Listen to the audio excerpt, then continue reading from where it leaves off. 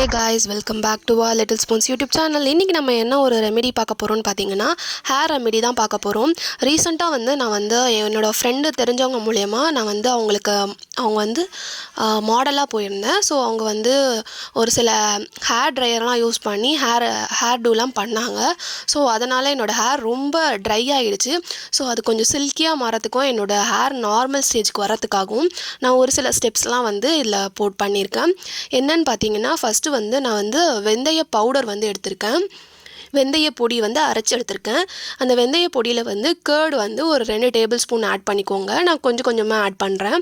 அதை ஆட் பண்ணிவிட்டு அது கூட நம்ம என்ன ஆட் பண்ண போகிறோன்னா மில்க் ஆட் பண்ண போகிறோம்.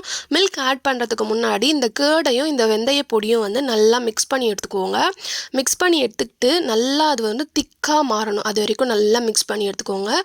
உங்களுக்கு கேர்டு பத்தலை அப்படின்னு சொன்னீங்கன்னா நீங்கள் எக்ஸ்ட்ரா கேர்டு கூட ஆட் பண்ணிக்கலாம். நான் கிட்டத்தட்ட ஒரு 3 டேபிள் ஸ்பூன் வெந்தய பொடி எடுத்திருக்கேன். இப்போ இந்த மாதிரி திக்கான கன்சிஸ்டன்சி வந்ததுக்கப்புறம் இது கூட நம்ம மில்க் ஆட் பண்ணிக்கலாம். மில்க் நான் இந்த மாதிரி குட்டி ஒரு டம்ளரில் எடுத்திருக்கேன். மில்க் நீங்கள் கொஞ்சம் கொஞ்சமாக ஆட் பண்ணிக்கோங்க. நான் இப்போதைக்கு கொஞ்சம் தான் ஆட் பண்ணி மிக்ஸ் பண்ணி விடுறேன். ஏன்னா நீங்கள் மிக்ஸ் பண்ணதுக்கப்புறம் இந்த ஒரு பேஸ்ட் எப்படி ஆகிடும்னா ரொம்ப ஸ்டிஃபாக மாறிடும். இப்போ வெந்தயம் ஊற வச்சா எப்படி நல்லா கொஞ்சம் பெருசாக மாறுதோ அந்த மாதிரி இது ஊற வைக்க லிக்விடாக இருக்கிறது நல்லா சாலிடாக ரொம்ப திக்காக மாறிடும். ஸோ அதனால் கொஞ்சம் கொஞ்சமாக மில்க் ஆட் பண்ணி இது பண்ணிக்கோங்க. ஸோ இப்போ மில்க் நம்மளோட ஹேருக்கு நல்ல ஒரு சாஃப்ட்னஸை சூப்பராக கொடுக்கும். கேர்டும் அதே மாதிரி தான். கேர்ட் நல்ல ஒரு சாஃப்ட்னஸ் கொடுக்கும். அதே மாதிரி நம்ம வெந்தய பொடி யூஸ் பண்ணும்போது நம்ம ஹேரில் இருக்க டேண்ட்ரஃப் இந்த மாதிரி என்னென்ன இருக்கும், பெயின் இந்த மாதிரி ஏதாவது இருந்ததுன்னா அதையும் க்யூர் பண்ணி கொடுக்கும். ஸோ அதுக்காக தான் இந்த 3 இன்க்ரீடியன்ட் மெயினாக நல்ல ஒரு சில்கினஸும் சாஃப்ட்னஸும் கொடுக்கும். நீங்கள் எக் ஒயிட் கூட ஆட் பண்ணிக்கலாம். நான் எனக்கு எக் ஒயிட் ஆட் பண்ணல. கேர்டுக்கு பதில் நீங்கள் எக் ஒயிட் கூட ஆட் பண்ணிக்கலாம். ஸோ இப்போ நான் இந்த ஹேரை 2 பார்ட்டிஷனாக பிரித்து எடுத்துக்கிறேன். பிரித்து எடுத்து நல்லா சிக்கு எடுத்து வச்சுக்கோங்க. ஆல்ரெடி முன்னாடியே நான் ஆயில் அப்ளை பண்ணியிருந்தேன். இப்போ அந்த பேஸ்ட்டை நம்ம எடுத்து அப்ளை பண்ண போகிறோம். நல்லா கொஞ்சம் கொஞ்சமாக ஒரு பார்ட்டிஷனாக பொறுமையாக எடுத்து நம்மளோட ஸ்கேல்ப்லலாம் நல்லா அப்ளை பண்ணிங்கன்னா உங்களுக்கு நல்ல ஒரு ரிசல்ட் கிடைக்கும். அதே மாதிரி உங்களோட ரூட் நம்ம ஹேர் க்ரோத் ஆக ரூட் நல்லா ஸ்ட்ராங் ஆகும். இதை நல்லா அப்ளை பண்ணிக்கோங்க ஃபுல்லாக. இந்த நடுவில் அந்த லைன் இருக்கு இல்லையா, ஸோ அதில் கூட அப்ளை பண்ணிக்கோங்க. இது நல்ல ஒரு ஹேர் க்ரோத்தும் கொடுக்கும். உள்ளெல்லாம் நல்லா அப்ளை பண்ணிக்கோங்க.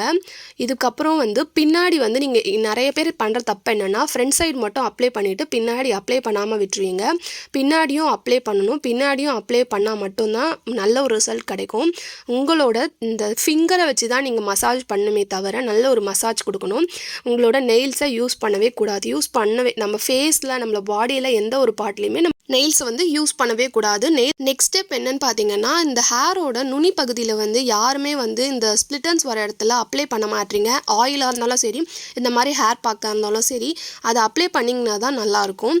அண்ட் எந்த ஒரு ஸ்ப்ளிட்டன்ஸும் வராமல் அது ப்ரிவெண்ட் பண்ணும். ஸோ இப்போ நம்ம அந்த மாதிரி குட்டியாக ஒரு கொண்டை போட்டுட்டு வந்துடலாம்.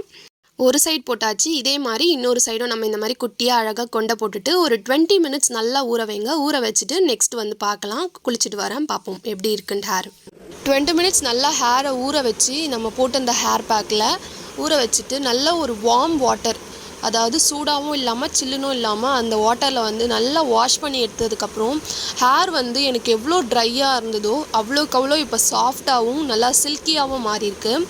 ஹேர் ரொம்ப சாஃப்டாக ரொம்ப ஸ்மூத்தாகவே இருக்குது. கீழே இருக்க ஸ்ப்ளிட்டன்ஸ் ஃபஸ்ட்டு நான் என்ன பண்ணேன்னு பார்த்தீங்கன்னா ஹேரை கோம் வச்சு நம்ம சீப்பை வச்சு வாரவே இல்லை. நல்லா துணியை வச்சு நல்லா கட்டிட்டு அந்த துணியில் நல்லா வாட்டர் அப்சார்ப் ஆனதுக்கப்புறம் தான் நான் வெயிலில் லைட்டாக காய வச்சுட்டு லைட்டாக ஆறினதுக்கப்புறம் தான் சீப் யூஸ் பண்ணியிருக்கேன். எப்போவுமே நீங்கள் இந்த மெத்தடை யூஸ் பண்ணுங்கள். உங்களுக்கு முடி அவ்வளோ சீக்கிரம் கொட்டாது.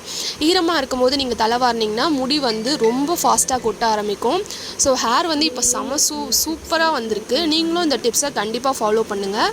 வீடியோ உங்களுக்கு கண்டிப்பாக பிடிச்சிருக்கும்னு நினைக்கிறேன். பிடிச்சிருந்தா மறக்காமல் நம்ம லிட்டில் ஸ்பூன்ஸ் யூடியூப் சேனலை லைக் பண்ணுங்கள், ஷேர் பண்ணுங்கள், கமெண்ட் பண்ணுங்கள், சப்ஸ்கிரைப் பண்ணுங்கள். மறக்காமல் அந்த பெல் ஐக்கானை கிளிக் பண்ணுங்கள். பாய். நெக்ஸ்ட் வீடியோவில் பார்ப்போம்.